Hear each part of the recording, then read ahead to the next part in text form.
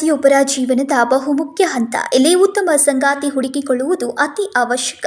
ಗುರುಶಾಂತೇಶ್ವರ ವಧು-ವರರ ಸಮಾವೇಶ ಸಾವಿರಾರು ವಧು-ವರರಿಗೆ ಕಲ್ಯಾಣದ ಕೆಲಸ ಮಾಡಿದೆ ಎಂದು ಬೆಳಗಾವಿಯ ಹುಕ್ಕೇರಿ ಹಿರೇಮಠದ ಶ್ರೀ ಚಂದ್ರಶೇಖರ ಶಿವಾಚಾರ್ಯ ಮಹಾಸ್ವಾಮಿಗಳು ಭಾನುವಾರ ಬೆಳಗಾವಿಯ ಕನ್ನಡ ಸಾಹಿತ್ಯ ಭವನದಲ್ಲಿ ಶ್ರೀ ಗುರುಶಾಂತೇಶ್ವರರ ವಧು-ವರರ ಮಾಹಿತಿ ಕೇಂದ್ರ ಹುಕ್ಕೇರಿ ವತಿಯಿಂದ ವೀರಶೈವ ಲಿಂಗಾಯತ ಹಾಗೂ ಎಲ್ಲ ಒಳಪಂಗಡಗಳ ವಧು-ವರರ 20ನೇ ರಾಜ್ಯಮಟ್ಟದ ಸಮಾವೇಶ ಉದ್ಘಾಟಿಸಿ ಮಾತನಾಡಿದರು.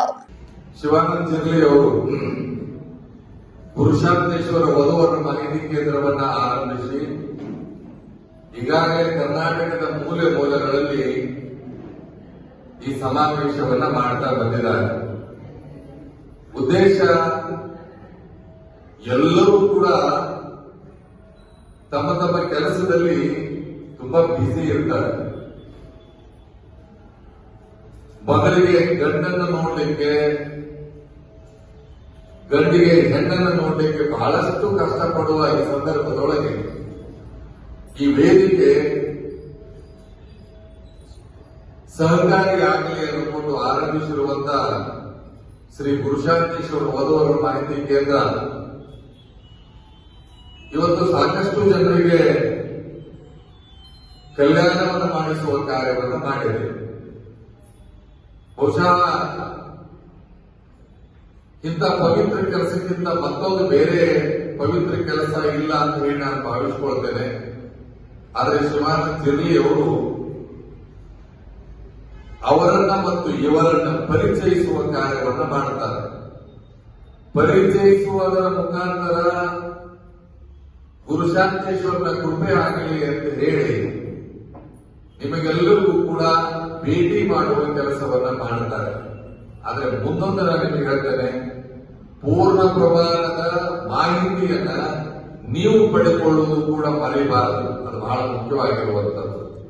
ಏನೋ ಸಮಾವೇಶ ಮಾಡಿದ್ರು, ಅವರು ಹೇಳಿದ್ರು ಅಂತಲ್ಲ, ಆದ್ರೆ ನಿಮ್ಮ ಜವಾಬ್ದಾರಿನೂ ಕೂಡ ಹೆಚ್ಚಾಗಿರ್ತದೆ ಅನ್ನೋದನ್ನ ಹೇಳ್ತಾ ನಾನು ಗುರುಶಾಂತೇಶ್ವರನಲ್ಲಿ ಪ್ರಾರ್ಥನೆ ಮಾಡಿಕೊಳ್ತೇನೆ. ಇವತ್ತು ಬಂದು ಉದ್ಘಾಟನೆ ಮಾಡಿ ನಾವು ಮತ್ತೆ ಇನ್ನು ಮುಂದೆ ಹೋಗ್ತಾ. ಗುರುಶಾಂತೇಶ್ವರ ವಧು-ವರ ಮಾಹಿತಿ ಕೇಂದ್ರದ ಅಧ್ಯಕ್ಷ ಶಿವಾನಂದ ಜಿರ್ಲಿ ಮಾತನಾಡಿ, ನಮ್ಮ ಸಮಾವೇಶದಿಂದ ಸಾಕಷ್ಟು ಜನ ವೈವಾಹಿಕ ಜೀವನ ನಡೆಸುತ್ತಿದ್ದಾರೆ. ಕಳೆದ 10 ವರ್ಷಗಳಿಂದ ಸಮಾವೇಶ ನಡೆಸ್ತಾ ಇದ್ದೇವೆ. ಗಂಡು ಮತ್ತು ಹೆಣ್ಣು ನೋಡಿಕೊಂಡು ನಿರ್ಧಾರ ಮಾಡಬೇಡಿ, ಪರಸ್ಪರ ಭೇಟಿಯಾಗಿ ಒಬ್ಬರನ್ನೊಬ್ಬರು ಅರ್ಥ ಮಾಡಿಕೊಂಡು ಮದುವೆಯನ್ನ ಗಟ್ಟಿಗೊಳಿಸಿಕೊಳ್ಳಿ ಎಂದರು. ಈ ವೀರಶೈವ ಲಿಂಗಾಯತ ನಾನು ಸಣ್ಣ ಬಾಯಿತ ದೊಡ್ಡ ಮಾತನ್ನ ಆಡಬಾರದು. ಆದರೆ ಕೆಲವೊಂದು ವಿಷಯಗಳಲ್ಲಿ ನಾನು ಸ್ಪಷ್ಟಪಡಿಸಬೇಕಾಗ್ತದೆ. ಯಾಕಂದ್ರೆ 10 ವರ್ಷಗಳಿಂದ ನಾನು ನೋಡ್ತಾ ಇದ್ದೀನಿ, ಈ ಸಮಾವೇಶಗಳಲ್ಲಿ ಭಾಗವಹಿಸ್ತೀರಿ. ಭಾಗವಹಿಸಿದ ನಂತರ ಗಂಡು ಆಗಲಿ ಅಥವಾ ಹೆಣ್ಣು ಆಗಲಿ, ಅವರ ಪೋಷಕರಾಗಲಿ, ಸುಮ್ಮನೆ ಫೋಟೋ ಬಯೋಡಾಟಾಗಳನ್ನು ನೋಡಿ ಯಾವುದನ್ನು ತೀರ್ಮಾನಕ್ಕೆ ಬರಬೇಡ್ರಿ ಅಂತ ನನ್ನ ಒಂದು ವೈಯಕ್ತಿಕ ಅನಿಸಿಕೆ. ಯಾಕಂದ್ರೆ ಫೋಟೋ ಬಯೋಡಾಟ ನಾವು ಕಳಿಸ್ಕೊಡ್ತೀವಿ, ಫೋಟೋ ಬಯೋಟ ನೋಡಿದ ಕೂಡಲೇ ಏನು ನಾವು ಡಿಸಿಷನ್ ಮಾಡೋದು ಗೊತ್ತಿಲ್ಲ, ಸಾರಿ ಸರ್ ಅಂತ ಬರ್ತಾರೆ. ನಮ್ದು ಏನು ನೋಡಿ ಸಾರಿ ಅಂದ್ರೆ ನನಗೆ ಗೊತ್ತಾಗೋದಿಲ್ಲ.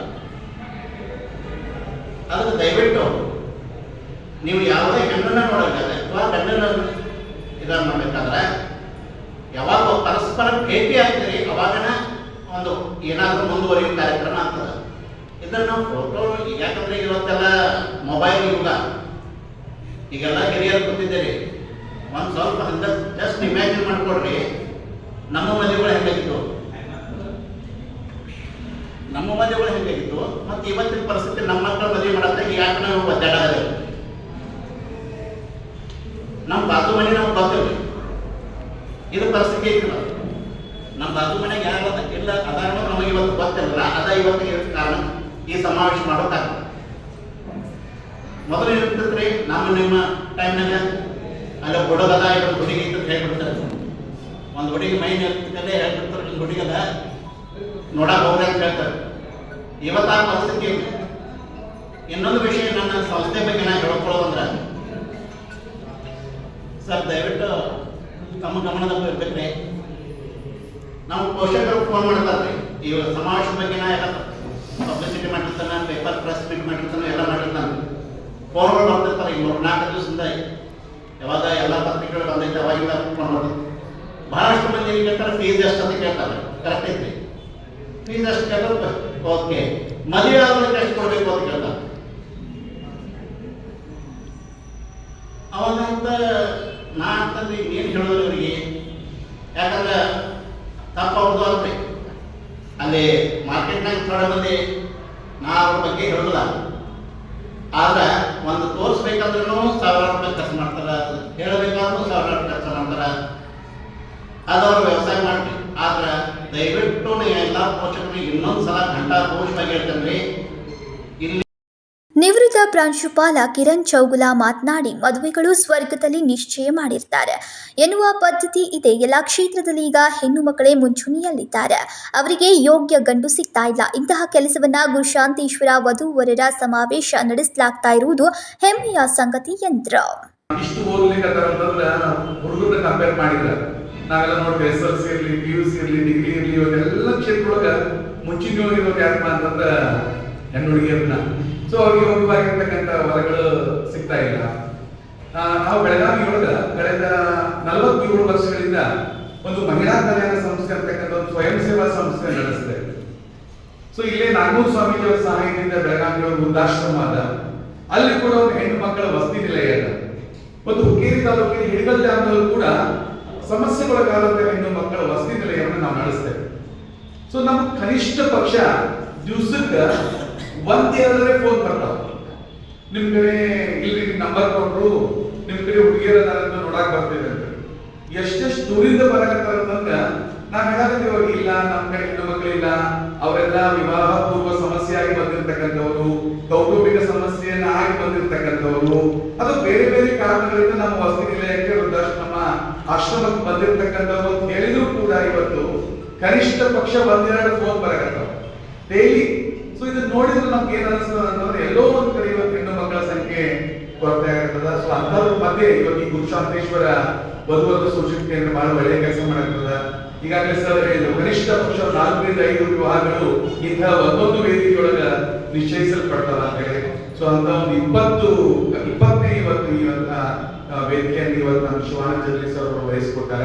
ಸೊ ಅದಕ್ಕೆ ಬಹಳ ಮಹತ್ವದ, ಈಗಾಗಲೇ ಸ್ವಾಮೀಜಿಯವರು ಅಂತ ಹೇಳಿದ್ರು, ಕೇವಲ ಒಂದು ಇಂಟ್ರೊಡಕ್ಷನ್ ಅಷ್ಟೇ, ಪರಿಚಯ. ಮುಂದೆ ಅವುಗಳ ಕುಲಂಕುಷ ವಿಚಾರಗಳನ್ನ ತಿಳಿದುಕೊಳ್ಳುವುದು ನಿಮ್ಮದು ಕೂಡ ಬಹಳ ಜವಾಬ್ದಾರಿ ಅಂತ ಹೇಳಿ. ಬೆಳಗಾವಿಯೊಳಗೆ ಒಂದು ಕೌಟುಂಬಿಕ ಸಲಹಾ ಕೇಂದ್ರ ಇದು ವೇದಿಕೆ ಅಲ್ಲ, ಆದ್ರೂ ಕೂಡ ನಾನು ನಿಮ್ಗೆ ಹೇಳ್ಬೇಕು ಅನಿಸ್ತೇನೆ. ಹಿರಿಯರಲ್ಲಿ ಸುಮಾರು 4,000 ಕೌಟುಂಬಿಕ ಸಮಸ್ಯೆಗಳು ನಮ್ಮಲ್ಲಿ ಇದಾವೆ. ಇಲ್ಲೇ ಮಹಾಂತೇಶ್ ನಗರದೊಳಗೆ ನಮ್ಮ ಆಫೀಸ್ ಅದ. ಉಚಿತವಾಗಿ ಕೌಟುಂಬಿಕ ಸಮಸ್ಯೆಗಳನ್ನ ಬಗೆಹರಿಸತಕ್ಕಂಥ ಒಂದು ಕೌಟುಂಬಿಕ ಸಲಹಾ ಕೇಂದ್ರ 2000 ಇಸ್ವಿಯಿಂದ ನಡೆಯುತ್ತೆ. ಕನಿಷ್ಠ ಪಕ್ಷ ತಿಂಗಳಿಗೆ ಒಂದು 25-30 ಕೌಟುಂಬಿಕ ಸಮಸ್ಯೆಗಳು ದಾಖಲಾಗ್ತವೆ.